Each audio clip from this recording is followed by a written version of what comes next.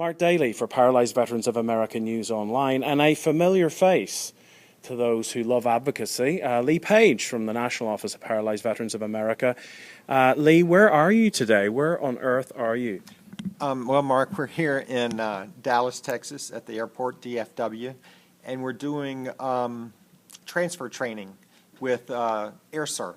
AirServe is an international company that assists people with disabilities on and off airplanes when it comes for people with disabilities in their travels. So let's just get the terminology down for folks that, haven't even heard of transfer. They might think it's something to do with an airport. But what is a transfer to those who don't know? Transfer is a generic term that we use basically when it comes for persons who are in wheelchairs, who have mobility issues and need to get on and off the plane via an onboard carrying device, something called an aisle chair. All airports and airlines have aisle chairs to assist those persons with mobility issues who need that type of apparatus to get on and off a plane.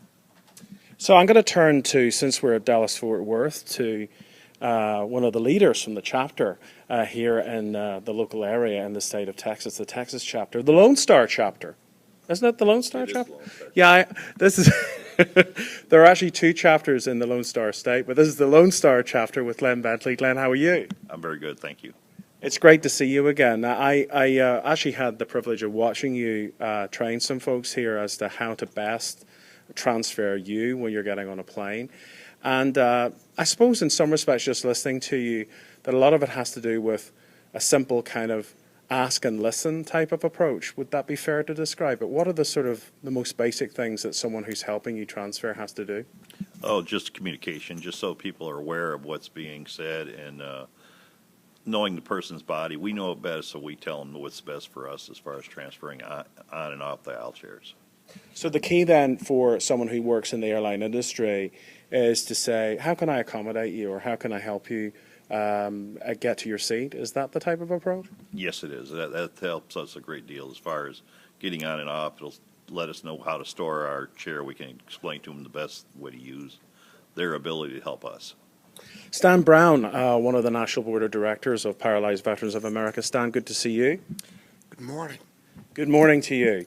Have you ever had an unpleasant experience while transferring in your life as an airline traveler? I have, and that really is the genesis of what we're doing today. 2007, I was unstrapped in an aisle chair. My level of disability, no control. I fell out and spent 6 hours in the ER.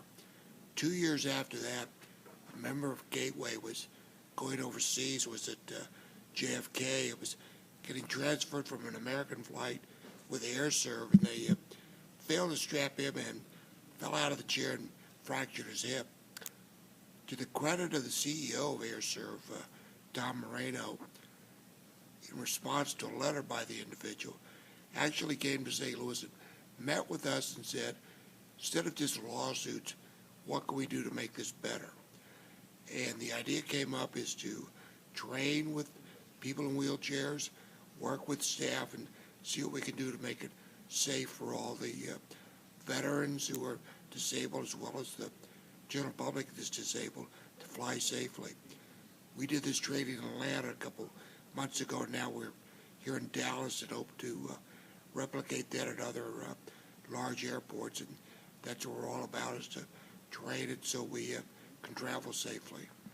And from your point of view, Stan, what is the most basic appropriate thing for a staff member at an airline to do when dealing with someone like yourself? Well, a common misconception of a person in a wheelchair is that there's some cognitive impairment, which isn't true with most of us. Ask us, as Glenn said, what's the best way? We've flown a lot. Communicate. Don't be afraid to ask. Don't be shy about it. We're not going to break. We bend easily. We've just gone through 2 TSA with a stop and frisk, so our modesty's long gone.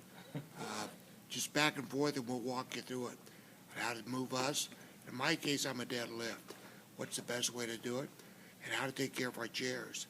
Because if we arrive at a destination with a power chair like I drive and it's broken, I'm looking at 3 days in bed until they get it fixed. Some great information and a good segue too, since you mentioned the AirServe.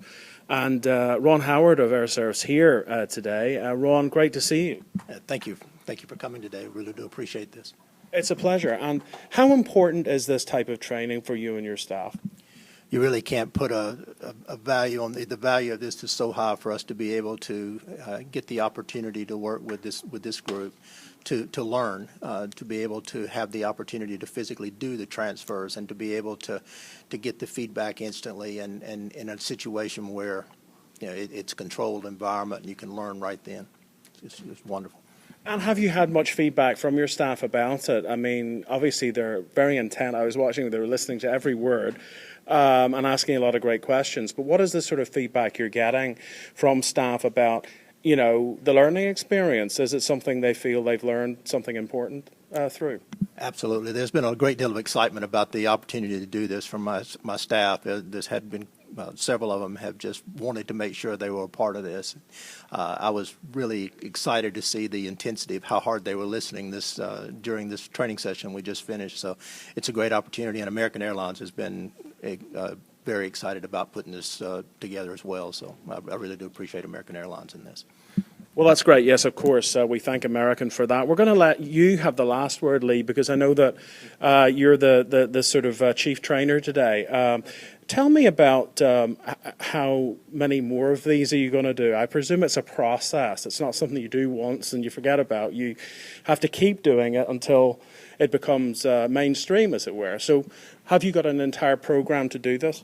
Well, that's true. One of the things about, I guess, AirServe, but anyone who's in this position, this is a type of training or education that needs to happen more than once because of staff turnover or just staff re-education. As for us, PVA's involvement, our next stop will probably be, hopefully, Houston area. I know that AirServe has ideas of wanting to get a training done down there. It's a matter of coordination, with them and us and all of the above to get that show to actually come true. Well, good luck with everything and a great training today. Thank you very much. Good to see you, Mark.